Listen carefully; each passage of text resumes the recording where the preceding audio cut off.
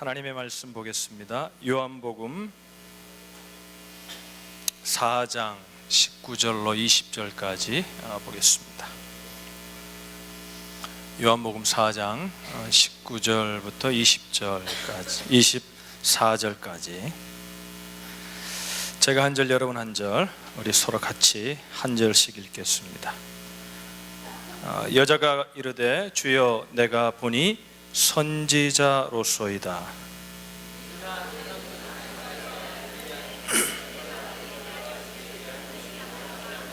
예수께서 이르시되 여자여 내 말을 믿으라.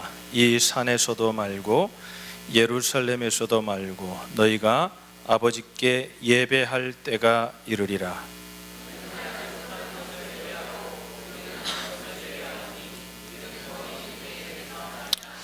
아버지께 참되게 예배하는 자들은 영과 진리로 예배할 때가 오나니 곧 이때라. 아버지께서는 자기에게 이렇게 예배하는 자들을 찾으시느니라. 하나님은 영이시니 예배하는 자가 영과 진리로 예배할지니라. 아멘. 말씀을 이제 우리 교회에서 호스팅을 했기 때문에 제가 말씀을 전해야 되거든요. 그래서 주제를 달라 그래서 주제는 원래 청년들이 정하는 거다. 정하면 내가 그 주제에 맞게 메시지를 준비해서 전하겠다 그렇게 했더니 경배하는 삶이라는 주제를 가지고 저에게 줬어요. 그래서 경배하려면 어떻게 우리 청년들 가운데 경배하는 삶 가운데 가장 중요한 게 뭘까 여러 가지 고민하다가 경배하는 삶의 사람에 나타나는 가장 기초적이고 또 가장 높은 삶의 모습이 있다면 그것은 바로 예배하는 삶이 아닌가 이런 생각이 들어서 우리에게 오늘 예배에 관한 말씀을 좀 나누려고 합니다. 여러분 오늘도 우리가 찬양도 하지만 이 찬양이 예배잖아요. 우리 동의하시면 아멘 하십시다. 할렐루야. 이제 예배하는 거 아니겠어요? 그래서 제가 새로운 말씀을 준비하려고 했는데 보니까 시간도 없고 또 오르질 않아요. 그런데 제가 보니까 저는 매년 이렇게 설교해 놓은 것들을 제가 이렇게 파일로 정리해 놓거든요. 정리해 놓는데 보니까 예배에 관한 주제를 치니까 제가 목회를 지금 24년 했는데 예배에 관한 주제를 치니까 한 100여 편의 설교가 오르더라고요. 제가 그동안 한 설교 한 100여 편이었는데 예배에 관한 설교 내가 상당히 많이 했구나 그런 생각이 들었어요. 그래서 그 중에서 하나를 제가 좀 뽑아서 좀 정리해서 우리 청년들에게 좀 맞게 이렇게 오늘 예배에 관한 말씀을 나누려고 합니다. 우리 오늘 이 말씀을 통해서요 먼저 말씀을 전하는 저에게 또 여러분에게 예배의 회복이 있기를 주님의 이름으로 축복합니다. 여러분 예배에는 신비한 축복이 있습니다. 예배는 사람이 모르는 우리 인간이 알 수 없는 인간의 지식으로 알 수 없는 어마어마한 신비한 하나님의 축복이 예배 가운데는 있습니다. 그래서 우리 믿는 사람들은요 예배가 살아나지 않으면 죽은 인생과 같이 됩니다. 예배가 살아있지 않으면 우리의 예배가 살아있지 않으면 우리의 신앙생활이 죽은 것처럼 그렇게 신앙생활할 수 있다는 거죠. 그러니까 여러분 예배는요 의지적으로 참된 예배를 드리고자 하는 그런 열심들이 우리 속에 늘 끊임없이 생겨나야 되는 부분이 예배에 관한 관심이고 예배에 관한 우리의 신앙의 모습입니다. 여러분 오늘 본문의 말씀은 우리가 너무나 잘 아는 말씀이죠. 예수님을 믿은 지 몇 년이 되신 분들은 아마 한두 번쯤은 읽어봤을 거고 또 설교 메시지도 들었을 줄 압니다. 여러분 우물가에서 만난 사마리아 여인과 예수님이 얘기하고 있는 가운데 이 사마리아 여인이 예수님께 예배에 관한 질문을 하게 되고 예수님께서 그 예배가 무엇인지를 가르쳐 준 말씀이 오늘 본문의 말씀입니다. 여러분 그러면서 예수님이 오늘 본문에 보면요 22절을 한번 볼까요? 우리 22절에 보시면 이런 말씀이 있습니다. 22절 한번 같이 읽겠습니다. 시작.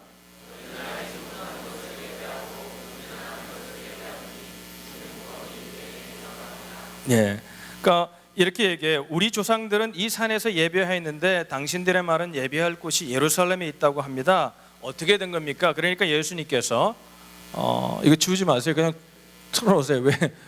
틀어놓으세요. 자, 너희는 알지 못하는 것을 예배하고 우리는 아는 것을 예배하노니 이는 구원이 유대인에게서 남이라. 그러니까 예수님은 유대인이잖아요, 그죠? 사마리아 여인은 이방 여인이거든요. 근데 이방 여인에게 이렇게 말하는 거예요. 너희보다는 그래도 우리 유대인이 조금 예배를 낮게 드리지. 이런 말씀이에요, 그죠? 너희는 알지 못하는 것을 예배하고 우리는 아는 것을 예배하노니 이는 구원이 유대인에게서 남이라. 이렇게 말씀을 하셨어요.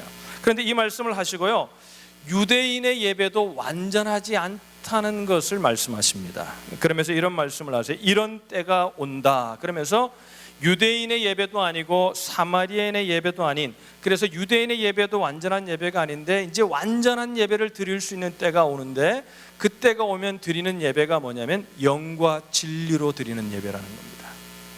영과 진리로. 따라합시다. 영과 진리로. 그러니까 여러분 이런 얘기죠. 우리가 오늘 유대인의 예배가 조금 낫다고 평가하신 예수님의 말씀을 통해서 우리의 예배를 비교해 본다면 이럴 수 있는 거죠. 어떤 형제는 저 형제보다 좀 더 나은 예배를 드릴 수 있는 것 같아요. 또 어떤 교회는 어떤 교회보다도 더 나은 예배를 드릴 수도 있다는 거죠. 더 나은 예배 형태로, 더 나은 뮤직으로, 더 나은 모습으로, 여러 가지 짜임새 있는 모습으로 예배를 드릴 수 있다는 거죠. 그러나 여러분, 그 겉으로 드러나는 사람들이 생각하는 예배를 잘 드리고 못 드리는 것, 그것이 주님의 관심이 아니라는 겁니다. 진정한 예배는 어떤 예배냐면 영과 진리로 드리는 예배라는 거예요. 그러면 우리가 한 가지 의문이 생기겠죠. 그러면 하나님은 영이시니 예배하는 자가 영과 진리로 예배한다 그랬는데, 그 예수님께서 말씀하시는 그 예배란 도대체 어떤 예배인가? 영과 진리로 하는 예배는 어떤 예배인가? 우리가 관심을 가질 수밖에 없는 것 같아요.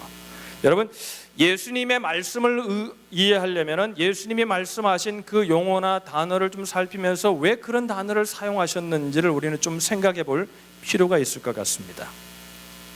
여러분, 모든 단어에는 어떤 의미가 있잖아요, 그렇죠? 그러나 또 같은 단어는 아니지만 똑같은 의미를 가진 단어들이 우리의 삶 속에는 많이 쓰입니다. 예수님께서 말씀하실 때 영과 진리로 그럴 때 그 영을 말할 때 그 영이라는 단어로도 쓰지만 다른 단어로도 사용할 수 있는, 대체할 수 있는 단어들이 그 당시에 있었거든요. 그러니까 예수님께서 말씀하신 영이라는 단어의 뜻은 뭐냐면요, 이런 뜻이라 그래요. 바인 성경 용어 사전이라는 사전을 보니까 요한복음의 영, 스피릿이라고 한 단어를 다양한 뜻으로 사용할 수 있다고 말합니다. 성경적으로 가장 적합한 뜻은 뭐냐면 인간의 지각, 인식, 느낌, 열망과 같은 감각적인 부분을 말하는 거라는 거예요. 자, 다시 말씀드릴게요. 인간의 지각, 인식, 느낌, 열망, 이것을 영이라고 표현하고 있다는 거예요. 그러면 보세요.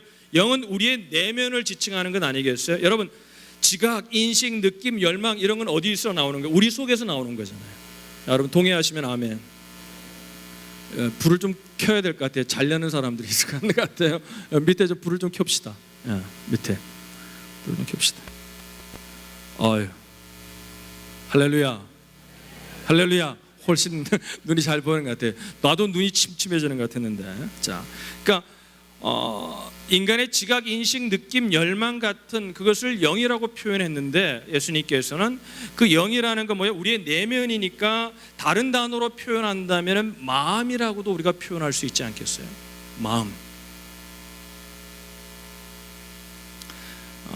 성경에 나온 대로라면 마음과 영은 기본적으로 같은 미닝으로 예수님께서 사용하신 것 같아요.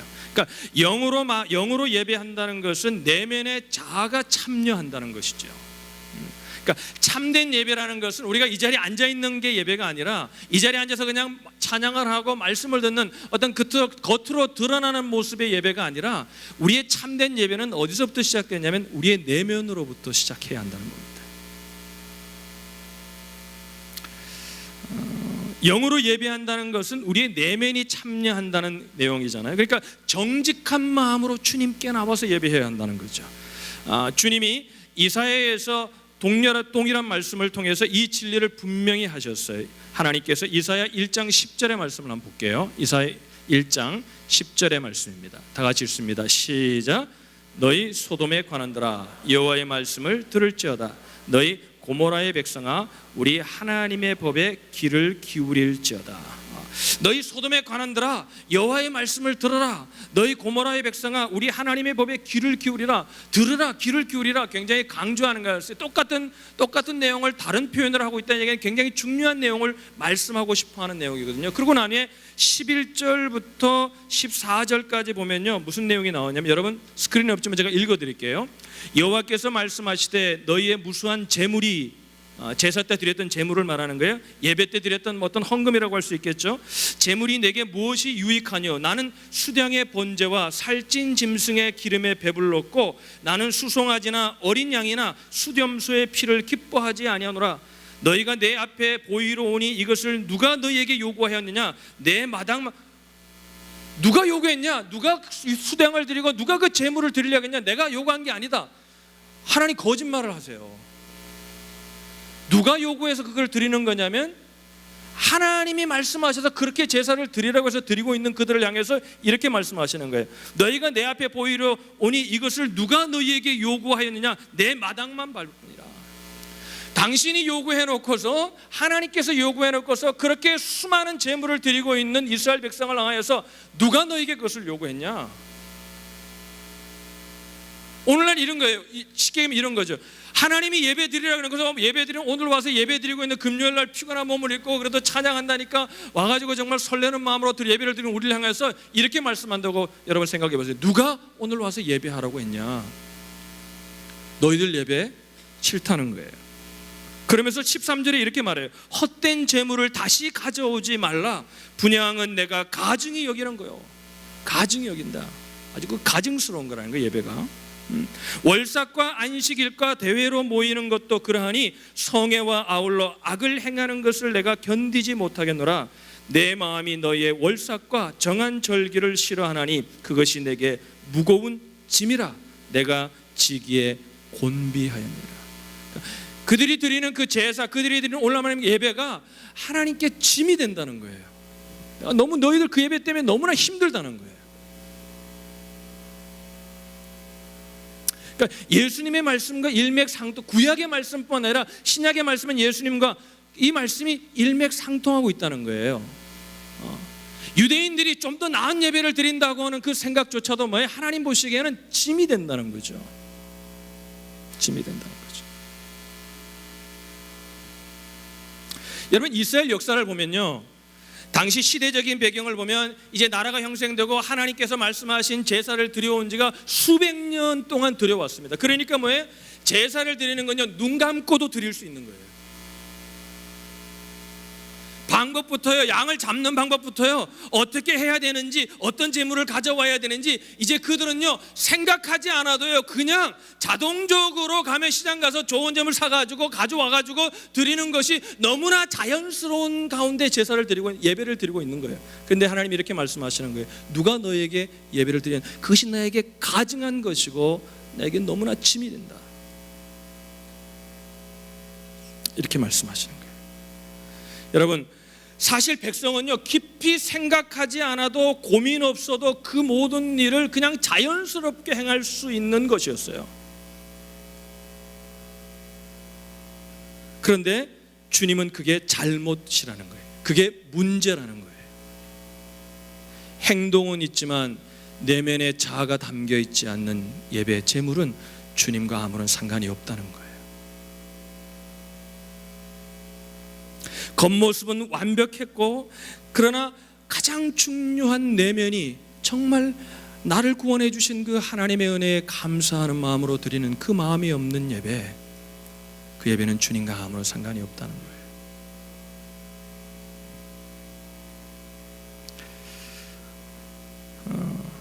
습관이라는 거는요 여러분 참 좋은 면도 참 많아요. 좋은 습관, 습관에 관한 책들도 많잖아요, 그죠? 좋은 습관을 가진다는 것은 굉장히 우리에게 유익한 영향을 줍니다. 우리에게 많은 축복을 가져오기도 합니다. 그러나 여러분 어떨 때 보면요 습관적으로 너무나 익숙해 있기 때문에, 너무나 자연스럽기 때문에 행동에 집착을 하다 보면은 그 본질을 놓칠 때가 너무나 많다는 거예요.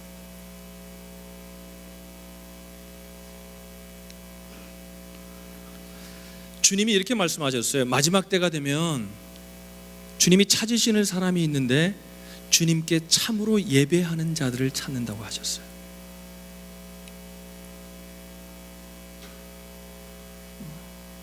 여러분, 오늘 저녁에 우리가 예배하려고 모였습니다. 우리 아멘이세요?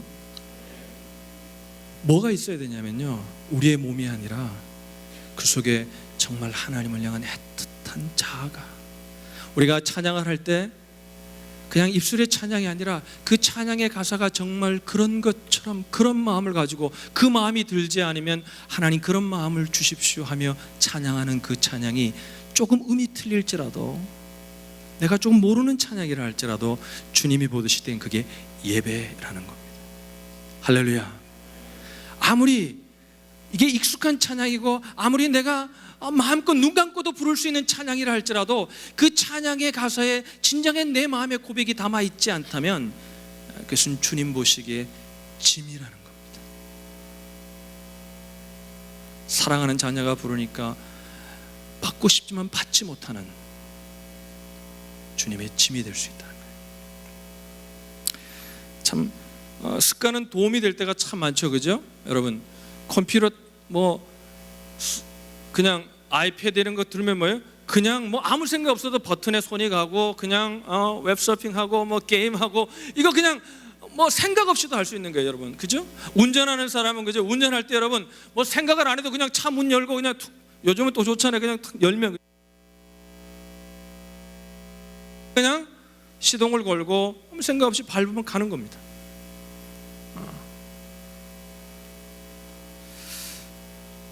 근데 제가 한 3, 4년간 티켓을 안 떼다가 한 몇 개월 전에 티켓을 받았어요.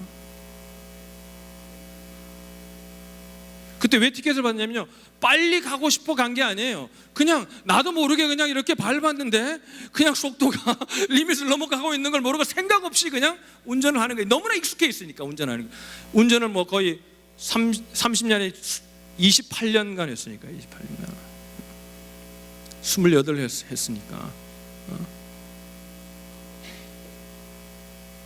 내면의 자아가 빠진 상태 속에서 아무 생각 없이 밟았는데 18마일을 오버했다 그러는 거예요. 내가 What? 내가 물었어요. 너 정말 이거 정말 했냐? 35마일 전에서 53마일로 갔다는 거예요. 그래서 참 미국이 은혜로운 나라예요. 그래서 제가 3년간 티켓이 없어서 코트에 갔어요. 코트에서 낚일 때 가지고 코트에 갔더니 판사가 3년간 레코드가 없었으니까 시그널 무시한 걸로 해서 벌점 없이 80불 벌금 물고 이렇게. 여러분, 잘 살면 미국은 대화 받는데 크레딧이 있으면 미국이 좋은 나라구나. 그러니까 내면의 자아가 너무나 익숙해 있기 때문에 그것이 그냥 아무 생각 없이 드릴 수 있다는 거죠. 꼭 그런 것은 아니지만 습관은 마음으로 드리는 참된 예배에도 방해가 된다는 겁니다. 여러분, 우리가 여기 지금 젊은 청년들이 있는데 서로 사랑하는 사람이 있다고 합시다. 사랑하는 사람에게 자기야 사랑해, 그러면서 이렇게 말하는 사람이 있어요. 이제 오늘 할 일을 내가 했구나. 그건 사랑이 아니죠, 그죠? 그러니까 우리가 사랑이라는 말도 오늘 젊은 층에 너무 사랑이라는 말을 너무나 자주 하다 보니까 자기야 사랑해, 그지? I love you. 그러면서 카톡에다 하트를 빵빵빵빵 보내다 보니까 그냥 사랑이라는 게 무엇인지 생각하지도 않고 정말 설렘도 없이 그냥 그래도 하면서 오늘 그래도 내가 보냈지, 오늘 일 끝. 그럼 사랑이 아니잖아요. 하나님께도 그렇다는 겁니다. 아무리 카톡으로 빵빵빵빵 하트를 보낸다 할지라도, 하나님을 향해 아무리 우리가 헌금을 보낸다 할지라도, 우리가 아무리 찬양을 하고 한다 할지라도 마음이 있지 않다면, 정말 그 속에 내 자아가 담아 있지 않다면 그것은 경배하는 것이 아니라는 겁니다. 예수님께서는 참 사랑이 많으셨던 분이었어요. 참 재밌는 분이시고요. 우리는 좀 영화나 이런 거 보면 예수님이 굉장히 근엄해 보이는데요, 제가 보는 예수님은요 굉장히 재밌으신 분이세요. 농담도 잘하시고요. 그냥 잔치집에 가는 거 첫 번째 기적을 어디서 베푸셨어요? 가나의 혼인잔치. 주님 그런 거 너무 좋아하시는 분이에요. 먹는 거 좋아하시고요. 너무 예수님의 모습이 굉장히 어둡죠. 그러니까 여러분, 예수를 잘 믿는다고 하는 사람 보면요, 얼굴이 항상 좀 이렇게 심각해요. 나는 그래서 옛날에 그게 예수를 잘 믿는 건 줄 알았어요. 근데 성경을 보니까요, 예수님은 굉장히 브라이트하신 분이에요. 굉장히 밝으신 분이에요. 예수님에 대해서 잘못 알고 있는 거죠. 여러분, 예배라는 건 여러분, 주님의 마음을 이해해야 합니다. 아무 마음도 없이 그냥 하트만 보내면 뭐 하겠어요? 그 사랑이 오래 가겠어요? 그러면 또 5개 보내면 이쪽에는 6개 보내죠. 우리가 실수해요. 여러분, 주위 상황에 익숙해지다 보면은 무지가 생긴다는 겁니다. 그리고 나타나는 게 뭐냐면 실증입니다. 실증이 나면요, 세상의 최고의 것도요, 기쁨을 주지 못해요. 여러분, 우리는 라체스터에 있으니까 한국 음식을 잘 못 먹으니까, 그죠? 요즘 시라큐스에 중국집이 생겨서 거기 가서 가끔 가시죠, 그죠? 짜장면 먹으러, 탕수육 먹으러 가끔 가는 게 좋은 거예요, 여러분. 매일 그 먹고 싶은 걸요, 매일 먹으면요, 사람이요, 아무리 최고의 음식도 계속 먹으면 실증이 난다고 합니다. 그걸 심리학 용어로 망상활성계라 그래요. Reticular Activating 여러분 시스템이라 그래요. 그러면 모든 게 그러다 보니까 뭐예요? 그냥 감사가 없는 거예요.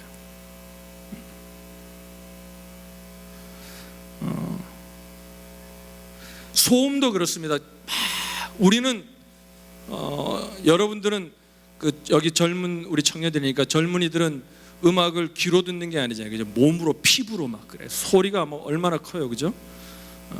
여러분들이 이렇게 크다는 소리를 못 느껴요. 그런데 여러분, 저 같은 사람은 가끔 젊은이들 모인 데 가면 예배를 드고 나면은 시끄럽거든요. 야, 왜 음악을 저렇게 틀을까? 우리 애도요, 저에게 애들이 셋인데 귓구녕을 모았고, 그것도 그냥 얼마나 크게 틀는지 몰라. 근데 얼마나 크게 틀는지 그 소리가 밖으로 나와 내 아이에게 들릴 정도로 크게 들어요. 왜 음악을 그렇게 들을까? 근데 뭐예요? 그렇게 늘 듣는 사람은 그렇게 들어야 들리는 거예요. 이게 익숙해 있는 거예요. 이런 비슷한 일이 우리 예배 가운데도 너무나 일어나고 있다는 겁니다. 그래서 주님께서는 마지막 때에 참으로 예배하는 자를 찾는다고 그러신 거예요. 우리는 매주 모입니다. 찬양을 몇 곡 부르고 사람들과 대화도 하고 설교자를 통해서 말씀을 들은 후 집으로 돌아갑니다. 예배의 다양한 측면에 너무나 익숙해 있기 때문에 말씀의 깊이나 의미는 사라진 지 오래입니다. 행동만 할 뿐 그 입에서는 진정한 그 예배자의 마음이 없어요. 그래서 제가 목회하면서 계속해서 1년에 한 번, 어떨 때는 2년에 한 번씩 예배의 스타일을 계속 바꿉니다. 왜? 익숙해질 만하면 바꿔요. 익숙해지면 안 되는 거예요. 예배는 늘 신선한 거여야 돼요. 할렐루야. 늘 마음이 새로워야 돼요.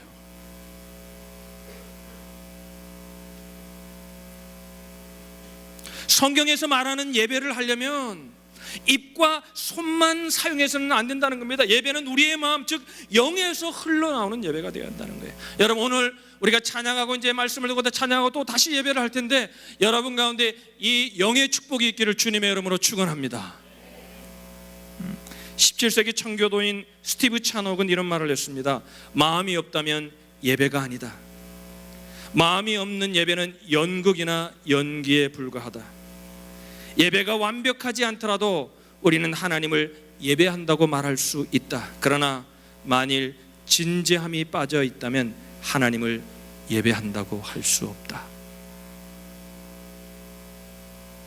우리가 아무리 바른 말을 하고, 우리가 아무리 정확한 행동을 하고, 우리가 아무리 그 일을 하는 순간에 그 모든 것을 젖어서 한다 할지라도 내면이 없다면, 내 자아가 그 속에 없다면 그것은 예배가 아니라는 겁니다.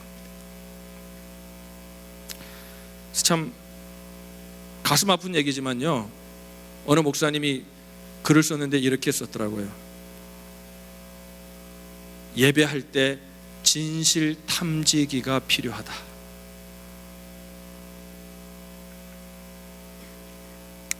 참으로 예배하는지.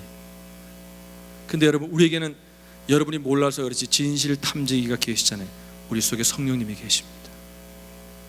할렐루야. 그분은 아십니다. 우리가 참된 예배를 드리고 있는지. 여러분, 영으로 예배하고 싶으시면 우리 아멘 하십시다. 그러면 한번 이렇게 스스로 질문해 보세요. 찬양의 가사를 진심으로 고백하며 내가 찬양하고 있는가? 행동만 하는 것은 아닌가? 오늘 내가 몸만 이 자리에 와 있지 않은가? 성경적인 예배는요, 화려한 쇼가 아니에요. 아무도 없어도요, 아무런 기타도 없고 아무런 반주가 없어도요, 혼자서도 진정한 예배는 드릴 수 있는 거예요. 할렐루야. 그런 거꾸로 하면 아무리 아름다운 힘이 있고, 참 찬양단이나 우리 스킷 너무 잘하시더라고요. 얼마나 이렇게 준비해도, 이렇게 준비한 사람들이 있어도요, 앉아서 그냥 구경만 할 수 있어요. 예배 아닐 수 있어요. 성경에 보면요, 아벨의 제사, 우리로 하면 아벨의 예배를 받으신 하나님께서 누구를 받았다 그랬냐면요, 아벨의 제물이 아니라 아벨을 받으셨다, 그렇게 말씀하세요. 가인의 제사, 가인의 예배를 거절하신 하나님께서 이렇게 말씀하세요. 가인의 예배를 가인을 받지 않으셨다, 이렇게 말씀하세요. 우린 깊이 고민해야 합니다. 예배 드릴 때마다 너무나 익숙한 예배를 드리지 않도록 늘 예배 드릴 때마다 마음을 드릴 수 있는, 정말 사모함을 드릴 수 있는, 하나님 앞에 죄송한 마음을 가지고 나와 상한 심령을 나와서 주님 앞에 우리의 마음으로 정직한 마음으로 예배할 수 있는 그런 예배를 드릴 때요, 예배 속에 놀라운 신비를 경험하게 됩니다. 성경에 성경을 여러분 읽으시죠? 성경 읽어보세요. 모든 믿음의 위대한 인물들은요, 예배하는 자들이었어요. 예배라는 주제로 성경을 한번 봐보세요. 어마어마한 예배를 사모했던 자들이었습니다. 그럴 때 여러분, 예배를 저는 이런 얘기를 하거든요. 시간이 없어 성경 공부할 시간이 없으세요? 괜찮습니다. 온전히 예배만 한번 잘 드려도요, 한 주간 예배하는 삶을 살 수 있습니다. 할렐루야. 전 그렇게 고민합니다. 그런데 예배가 습관이 되어버리면요, 수천 번 수만 번 예배를 드려도 그 예배 속에 있는 신비로움을 우리는 경험하지 못합니다. 예배가 회복되심으로 여러분의 어깨에 주님의 나라가 있습니다. 여러분의 삶을 통해 주님의 나라가 확장되기를 주님은 너무나 원하십니다. 여러분, 예배하는 자가 되십시오. 승리하십시오. 오늘 우리가 다섯 교회가 모여서 하나님이 얼마나 기뻐하시겠습니까? 이 속에서 오늘 예배 회복이 일어나셔서 여러분 가운데 놀라운 축복이 있기를 주님의 이름으로 축복합니다. 기도하겠습니다.